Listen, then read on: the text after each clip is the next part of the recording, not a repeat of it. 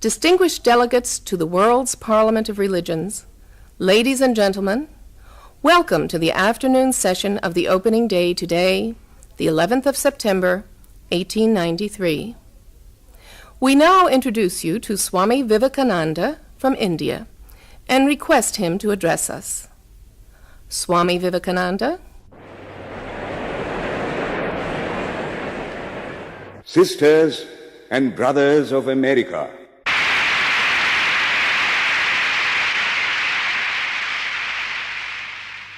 it fills my heart with joy unspeakable to rise in response to the warm and cordial welcome which you have given us. I thank you in the name of the most ancient order of monks in the world. I thank you in the name of the Mother of Religions, and I thank you in the name of the millions and millions of Hindu people of all classes and sects. My thanks also to some of the speakers on this platform who, referring to the delegates from the Orient, have told you that these men from far-off nations may well claim the honor of bearing to different lands the idea of toleration. I am proud to belong to a religion which has taught the world both tolerance and universal acceptance.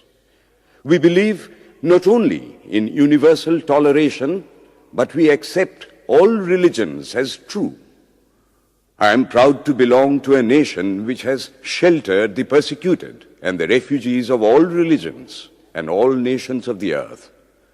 I am proud to tell you that we have gathered in our bosom the purest remnant of the Israelites who came to southern India and took refuge with us in the very year in which their holy temple was shattered to pieces by Roman tyranny. I am proud to belong to the religion which has sheltered and is still fostering the remnant of the grand Zoroastrian nation. I will quote to you, brethren, a few lines from a hymn which I remember to have repeated from my earliest boyhood, which is every day repeated by millions of human beings.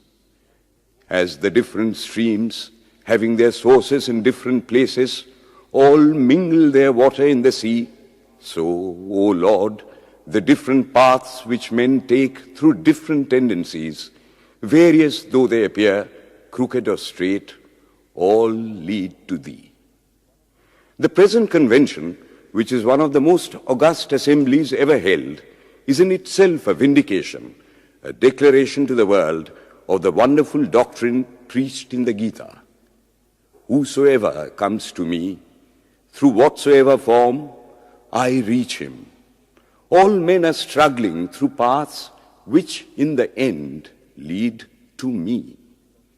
Sectarianism, bigotry, and its horrible descendant, fanaticism, have long possessed this beautiful earth. They have filled the earth with violence, drenched it often and often with human blood, destroyed civilization, and sent whole nations to despair. Had it not been for these horrible demons, human society would be far more advanced than it is now. But their time is come, and I fervently hope that the bell that tolled this morning in honor of this convention may be the death knell of all fanaticism, of all persecutions with the sword or with the pen, and of all uncharitable feelings between persons wending their way to the same goal.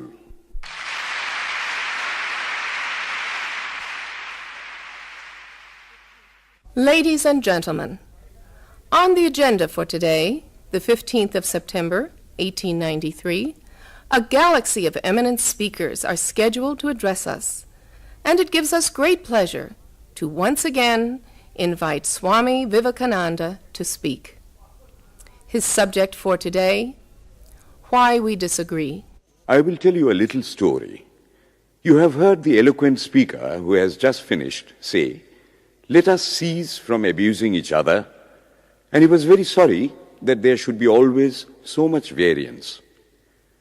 But I think I should tell you a story which would illustrate the cause of this variance. A frog lived in a well. It had lived there for a long time. It was born there and brought up there, and yet was a little small frog. Of course, the evolutionists were not there then to tell us whether the frog lost its eyes or not, but for our story's sake, we must take it for granted that it had its eyes, and that it every day cleansed the water of all the worms and bacilli that lived in it with an energy that would do credit to our modern bacteriologists. In this way, it went on and became a little sleek and fat. Well, one day, another frog that lived in the sea came and fell into the well. "Where are you from?" "I am from the sea." "The sea? How big is that? Is it as big as my well?" And he took a leap from one side of the well to the other. "My friend," said the frog of the sea, "how do you compare the sea with your little well?" Then the frog took another leap and asked, "Is your sea so big?" "What nonsense you speak, to compare the sea with your well." "Well then," said the frog of the well, "nothing can be bigger than my well. There can be nothing bigger than this. This fellow is a liar, so turn him out." That has been the difficulty all the while. I am a Hindu. I am sitting in my own little well and thinking that the whole world is my little well. The Christian sits in his little well and thinks the whole world is his well. The Mohammedan sits in his little well and thinks that is the whole world. I have to thank you of America for the great attempt you are making to break down the barriers of this little world of ours, and hope that in the future the Lord will help you to accomplish your purpose.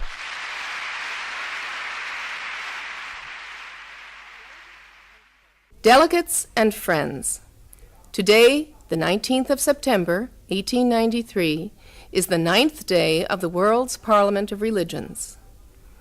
We have had the privilege of listening to many distinguished speakers from the world over address us on a variety of subjects. The time is at hand to now listen to the great monk from India, Swami Vivekananda, read his paper on Hinduism. Ladies and gentlemen, Swami Vivekananda. From the high spiritual flights of the Vedanta philosophy, of which the latest discoveries of science seem like echoes, to the low ideas of idolatry with its multifarious mythology, the agnosticism of the Buddhists and the atheism of the Jains, each and all have a place in the Hindu's religion. Where then, the question arises, where is the common center to which all these widely diverging radii converge? Where is the common basis upon which all these seemingly hopeless contradictions rest? And this is the question I shall attempt to answer. The Hindus have received their religion through revelation, the Vedas.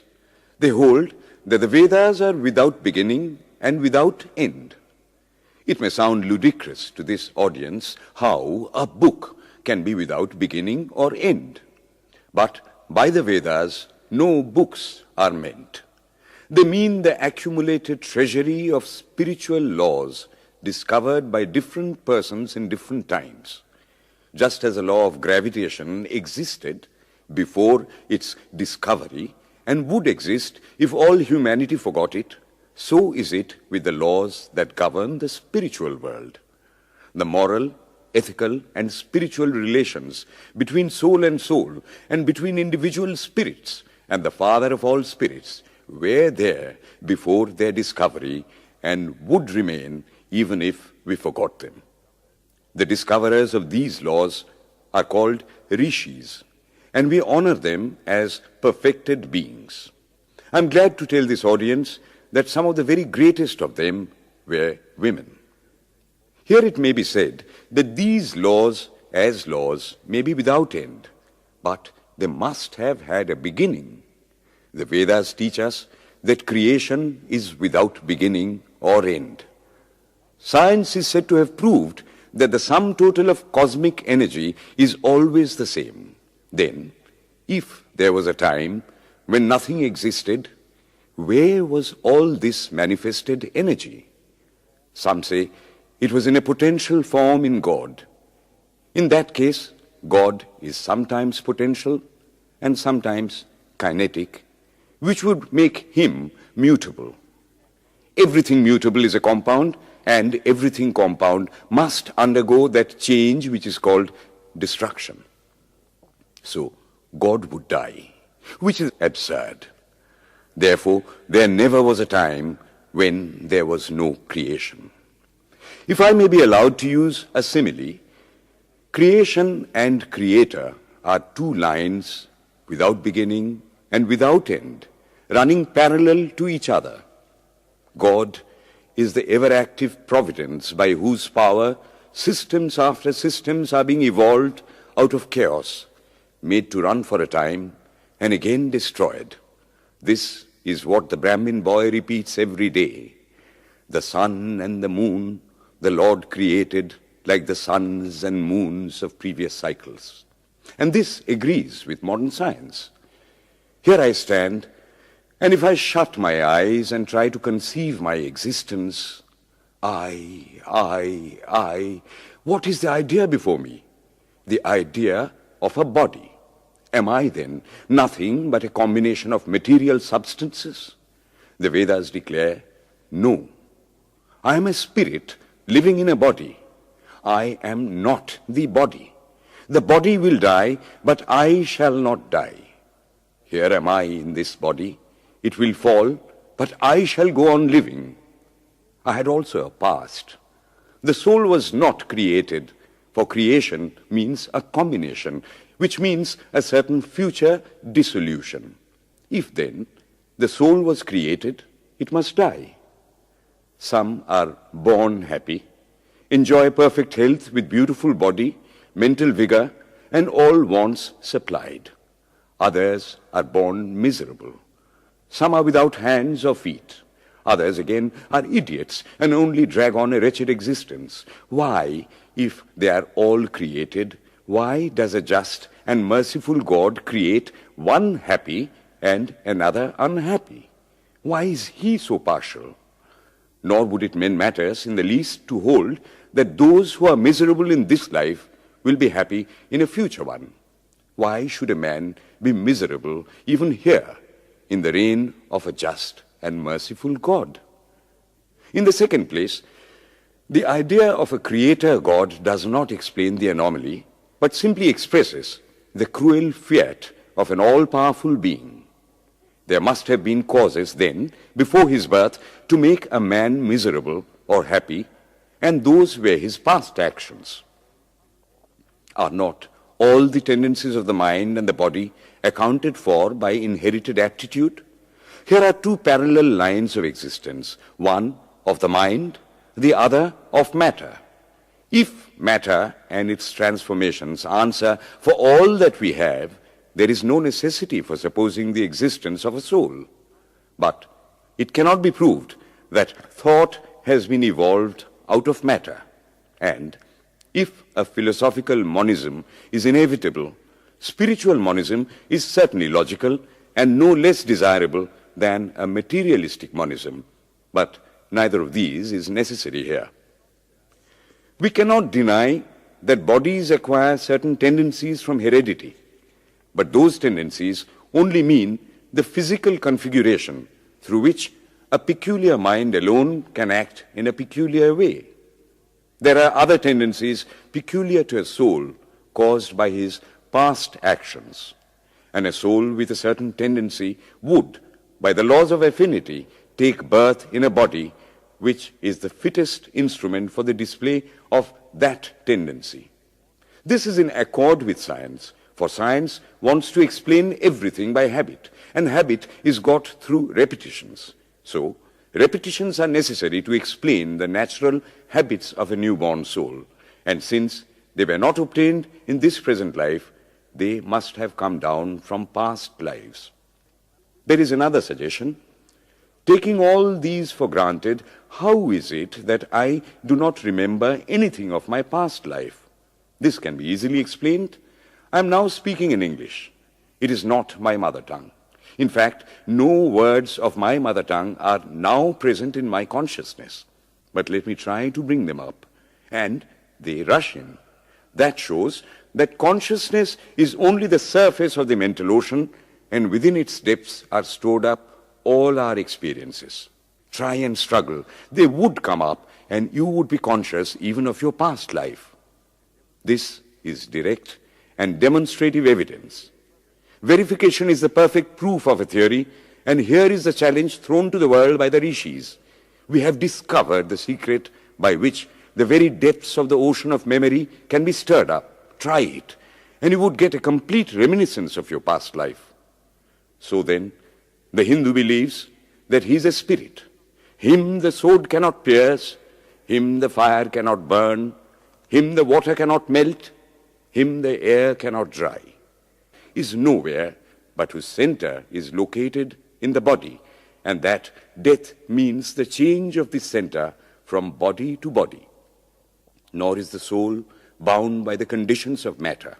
In its very essence, it is free, unbounded, holy, pure, and perfect.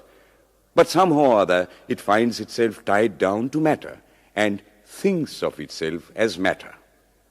Why should the free, perfect, and pure being be thus under the thraldom of matter, is the next question. How can the perfect soul be deluded into the belief that it is imperfect? We have been told that the Hindus shirk the question and say that no such question can be there. Some thinkers want to answer it by positing one or more quasi-perfect beings and use big scientific names to fill up the gap. But naming is not explaining. The question remains the same. How can the perfect become the quasi-perfect? How can the pure, the absolute, change even a microscopic particle of its nature? But the Hindu is sincere. He does not want to take shelter under sophistry. He is brave enough to face the question in a manly fashion, and his answer is, I do not know. I do not know how the perfect being, the soul, came to think of itself as imperfect, as joined to and conditioned by matter. But the fact is a fact for all that. It is a fact in everybody's consciousness that one thinks of oneself as the body. The Hindu does not attempt to explain why one thinks one is the body. The answer, that it is the will of God, is no explanation. This is nothing more than what the Hindu says, I do not know. Well then, the human soul is eternal and immortal, perfect and infinite, and death means only a change of center from one body to another. The present is determined by our past actions, and the future by the present. The soul will go on evolving up or reverting back from birth to birth and death to death. But here is another question. Is man a tiny boat in a tempest, raised one moment on the foamy crest of a billow and dashed down into a yawning chasm the next, rolling to and fro at the mercy of good and bad actions, a powerless, helpless wreck in an ever-raging, ever-rushing, uncompromising current of cause and effect, a little moth placed under the wheel of causation, which rolls on, crushing everything in its way, and waits not for the widow's tears or the orphan's cry? The heart sinks at the idea. Yet, this is the law of nature. Is there no hope? Is there no escape? Was the cry that went up from the bottom of the heart of despair. It reached the throne of mercy, and words of hope and consolation came down and inspired a Vedic sage, and he stood up before the world and in trumpet voice proclaimed the glad tidings. Hear ye, children of immortal bliss, even ye that reside in higher spheres. I have found the Ancient One who is beyond all darkness, all delusion. Knowing him alone, you shall be saved from death over again. Children of immortal bliss. What a sweet, what a hopeful name. Allow me to call you, brethren, by that sweet name, heirs of immortal bliss. Yea, the Hindu refuses to call you sinners. We are the children of God, the sharers of immortal bliss, holy and perfect beings. Ye divinities on earth, sinners. It is a sin to call a man so. It is standing libel on human nature. Come up, O lions, and shake off the delusion that you are sheep. You are souls immortal, spirits free, blessed and eternal. Ye are not matter, ye are not bodies. Matter is your servant, not you the servant of matter. Thus it is that the Vedas proclaim not a dreadful combination of unforgiving laws, not an endless prison of cause and effect, but that at the head of all these laws, in and through every particle of matter and force stands one, by whose command the wind blows, the fire burns, the clouds rain, and death stalks upon the earth. And what is his nature? He is everywhere, the pure and formless one, the Almighty and the All-Merciful. Thou art our Father, thou art our Mother, thou art our beloved friend, thou art the source of all strength. Give us strength. Thou art he that beareth the burdens of the universe. Help me bear the little burden of this life. Thus sang the rishis of the Vedas. And how to worship him? Through love. He is to be worshipped as the one beloved, dearer than everything in this and the next life. This is the doctrine of love declared in the Vedas, and let us see how it is fully developed and taught by Krishna, whom the Hindus believe to have been God incarnate on earth. He taught that a man ought to live in this world like a lotus leaf, which grows in water, but is never moistened by water. So a man ought to live in the world, his heart to God and his hands to work. It is good to love God for hope of reward in this or the next world, but it is better to love God for love's sake. And the prayer goes, Lord, I do not want wealth, nor children, nor learning. If it be thy will, I shall go from birth to birth. But grant me this, that I may love thee without the hope of reward. Love unselfishly for love's sake. One of the disciples of Krishna, the then Emperor of India, was driven from his kingdom by his enemies and had to take shelter with his queen in a forest in the Himalayas. And there, one day, the queen asked him how it was that he, the most virtuous of men, should suffer so much misery. Yudhishthira answered, Behold, my queen, the Himalayas. How grand and beautiful they are. I love them. They do not give me anything, but my nature is to love the grand, the beautiful. Therefore, I love them. Similarly, I love the Lord. He is the source of all beauty, of all sublimity. He is the only object to be loved. My nature is to love him, and therefore I love. I do not pray for anything. I do not ask for anything. Let him place me wherever he likes. I must love him for love's sake. I cannot trade in love. The Vedas teach that the soul is divine, only held in the bondage of matter. Perfection will be reached when this bond will burst, and the word they use for it is, therefore, mukti, freedom. Freedom from the bonds of imperfection, freedom from death and misery. And this bondage can only fall off through the mercy of God, and this mercy comes on the pure.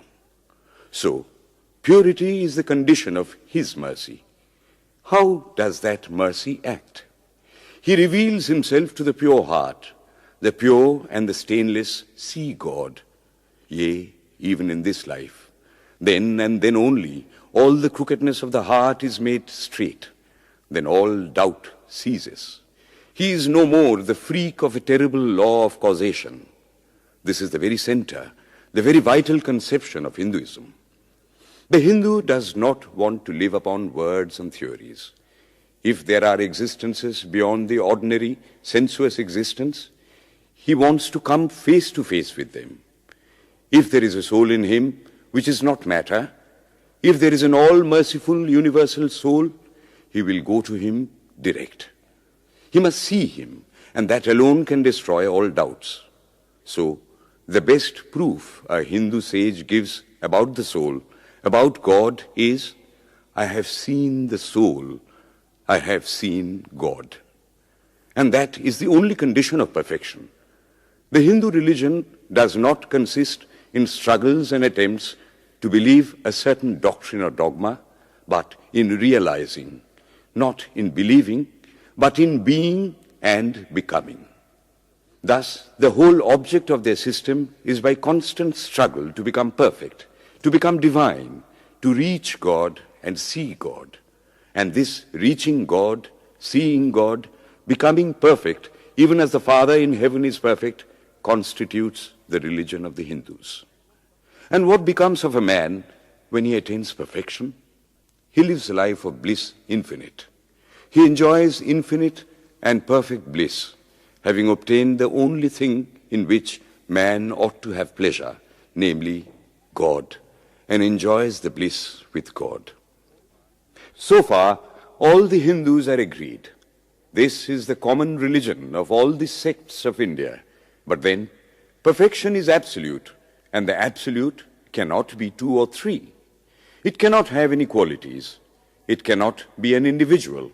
And so, when a soul becomes perfect and absolute, it must become one with Brahma, and it would only realize the Lord as the perfection, the reality of its own nature and existence, the existence absolute, knowledge absolute, and bliss absolute. We have often and often read this called the losing of individuality and becoming a stock or a stone. He jests at scars that never felt a wound. I tell you, it is nothing of the kind. If it is happiness to enjoy the consciousness of this small body, it must be greater happiness to enjoy the consciousness of two bodies, the measure of happiness increasing with the consciousness of an increasing number of bodies, the aim, the ultimate of happiness being reached when it would become a universal consciousness. Therefore, to gain this infinite universal individuality, this miserable little prison individuality must go. Then alone can death cease when I am one with life. Then alone can misery cease when I am one with happiness itself. Then alone can all error cease when I am one with knowledge itself. And this is the necessary scientific conclusion.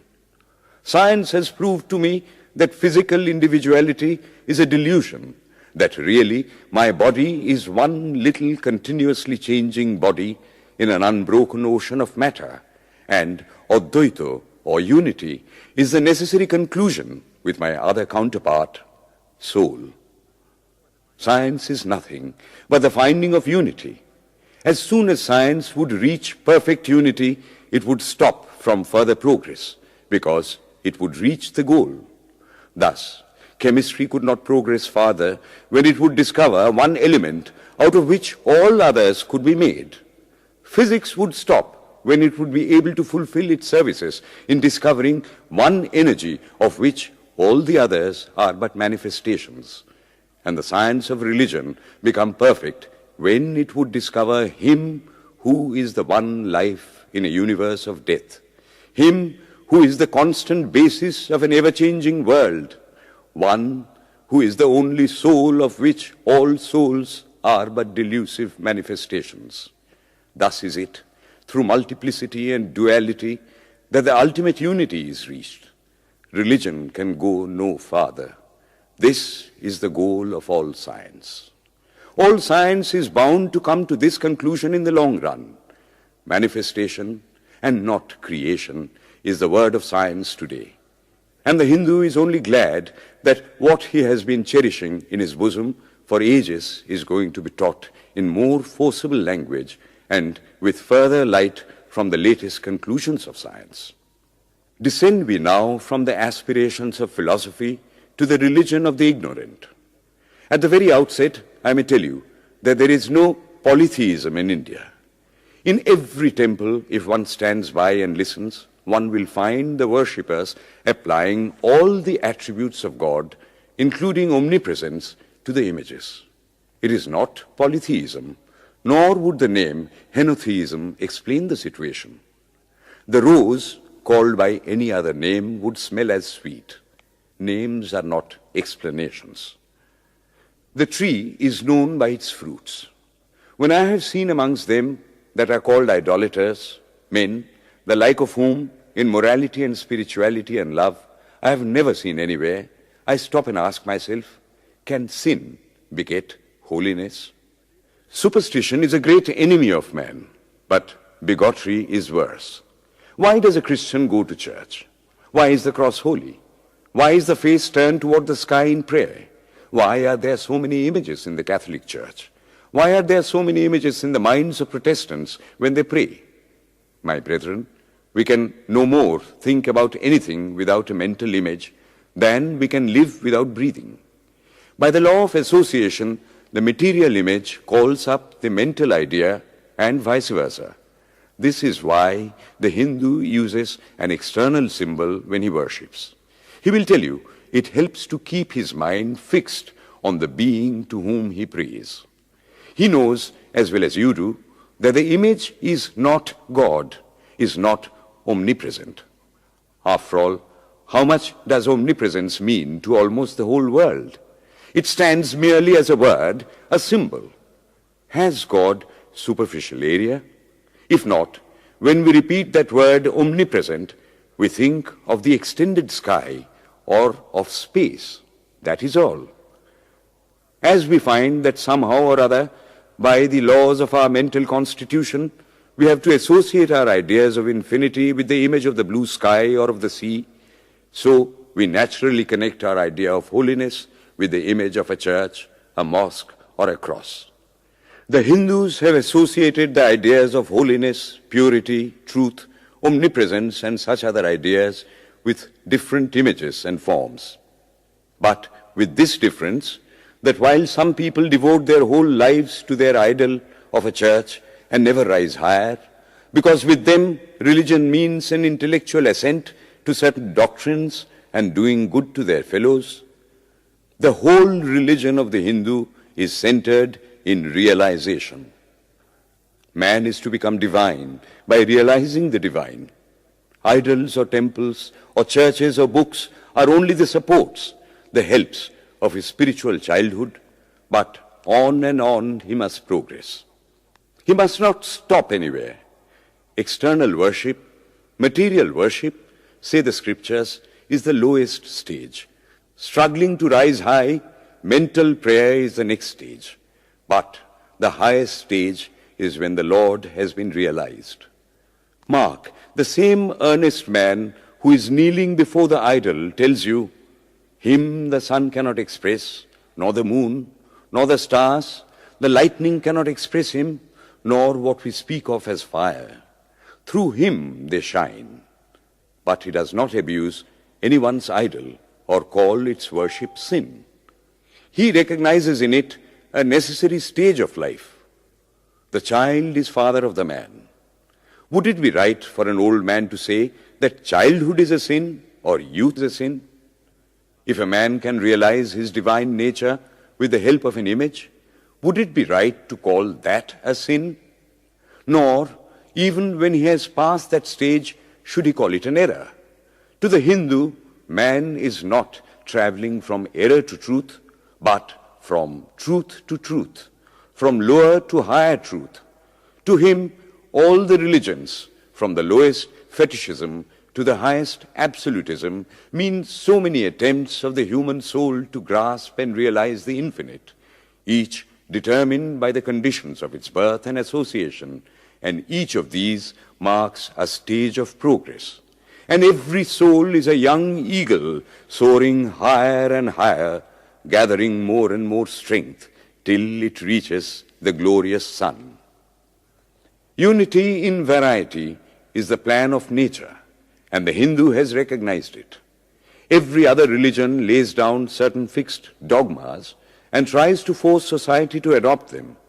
It places before society only one coat which must fit Jack and John and Henry all alike. If it does not fit John or Henry, he must go without a coat to cover his body.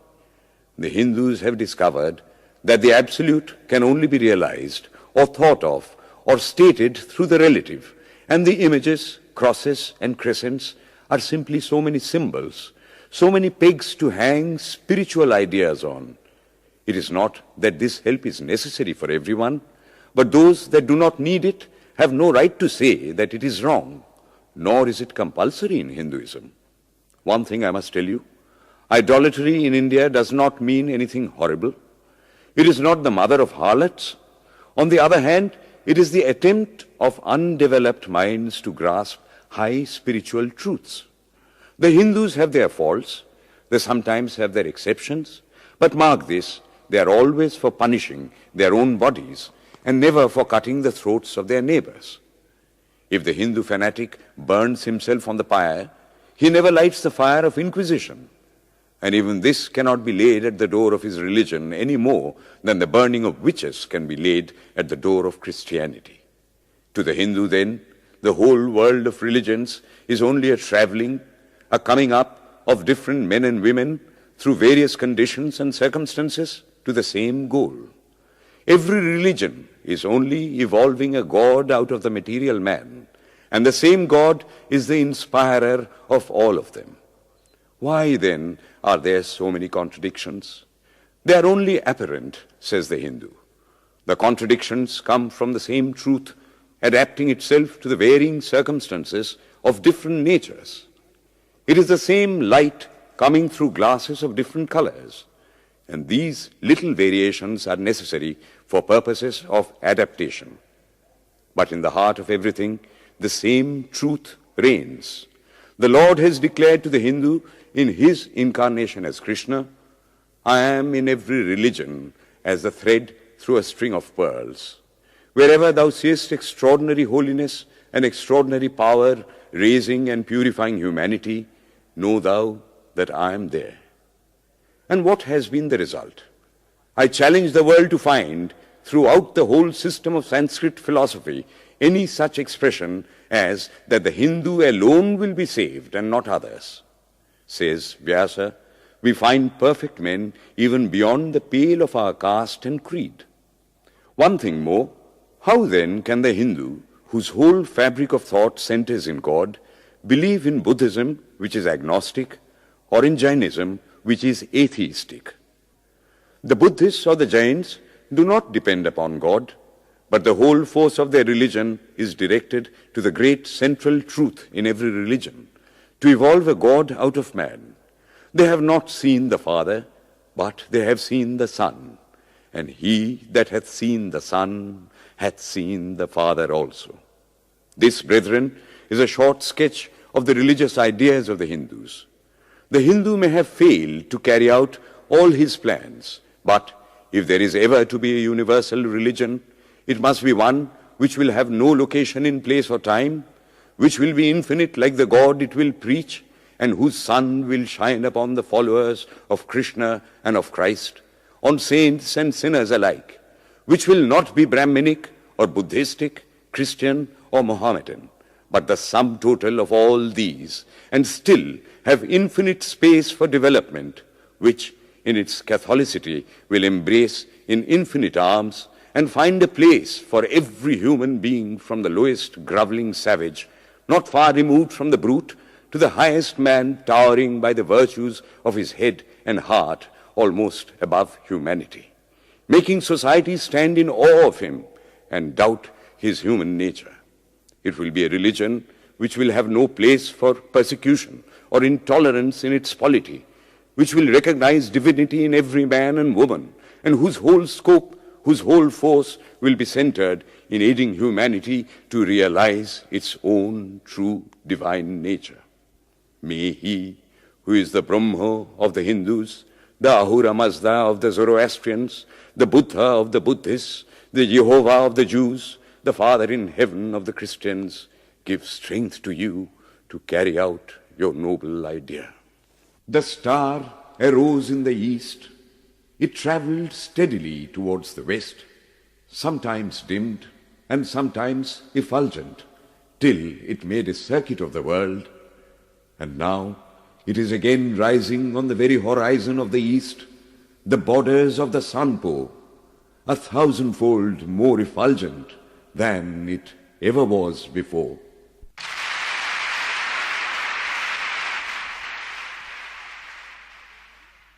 Today, the 26th of September, 1893, is the penultimate day of this Parliament of Religions at Chicago.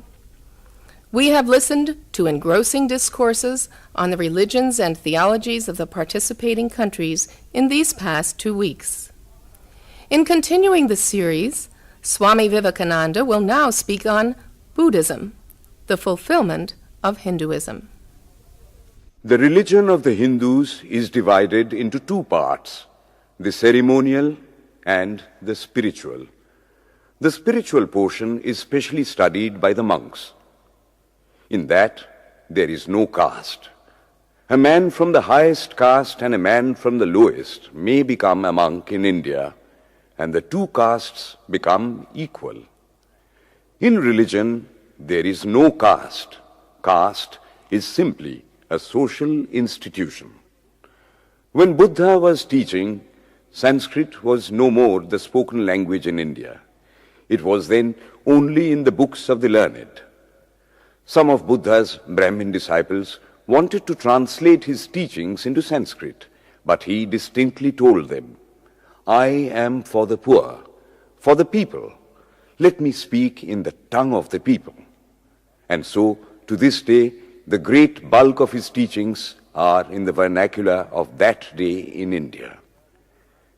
Whatever may be the position of philosophy, whatever may be the position of metaphysics, so long as there is such a thing as death in the world, so long as there is such a thing as weakness in the human heart, so long as there is a cry going out of the heart of man in his very weakness, there shall be a faith in God. Let us then join the wonderful intellect of the Brahmin with the heart, the noble soul, the wonderful humanizing power of the great Master.